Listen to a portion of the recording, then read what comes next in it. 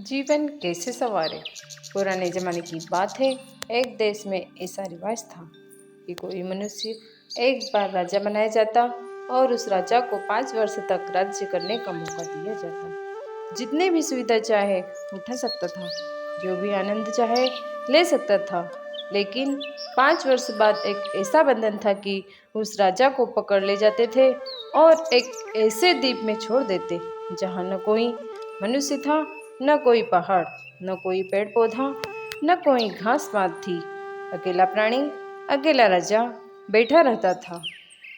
खाने को कुछ नहीं मिलता, छाया नहीं मिलती और थोड़े दिनों में उस राजा की बुरी तरीके से तड़प तड़प कर मृत्यु हो जाती थी। बहुत से राजा आए और उन्होंने 5 साल तक राज्य किया। 5 साल तक वे बड़ी सारी सुविधाएं भोगे, बहुत आनंद में रहे। रोज सिनेमा, रोज नाच गाना, रोज मिठाई, रोज पकौड़ी, रोज चाय आदि में जिंदगी के 5 वर्ष उन्होंने इस तरीके से खर्च कर दिए।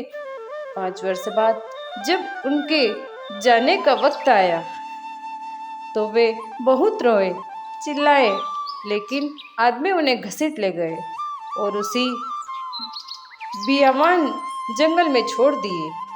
बहुत सारे राजा इसी प्रकार से मर गए। मित्रों, एक समझदार राजा आया। बहुत दिन जब गद्दी मिली तो वह नदी किनारे गया और नाव जहाज पर सवार हुआ और द्वीप में गया जहाँ की 5 वर्ष बाद उसे जाना था।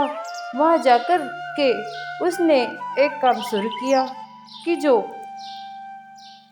सरकारी खजाने में पैसा, सामान, माल था, सबकी ढुलाई शुरू कर दी और वहाँ एक महल बनाया, बगीचा लगाया, बस्ती बसाई, जहाँ वहाँ नौकर रखे, कारखाना शुरू किया, ट्यूबवेल लगवाए और काम चालू करवाया। 5 साल में उस बियावान व सुनसान द्वीप को सुंदर बना दिया। जब 5 वर्ष बाद जाने के दिन आए तो कैलेंडर देखने लगा। अरे भाई, इस वर्ष को व्यतीत होने में अभी कितने दिन बाकी हैं? लोगों ने कहा कि 3 महीने बाकी हैं। उसने कहा कि 3 महीने बाकी हैं। लोगों ने कहा कि 3 महीने बाकी है। उसने कहा कि महीने पहले हमारी छुट्टियां जो कैजुअल लीव बाकी हो वह छुट्टी हमको दे दो और हमें जाने दो। उन्होंने कहा नहीं, आपको पूरे 5 साल रहना पड़ेगा। राजा ने फिर कैलेंडर देखा तो पता चला अभी तक महीना और है। उन्होंने कहा कि भाई, 1 महीना पहले जाने दो, हमारी अर्न लीव में से कट लो।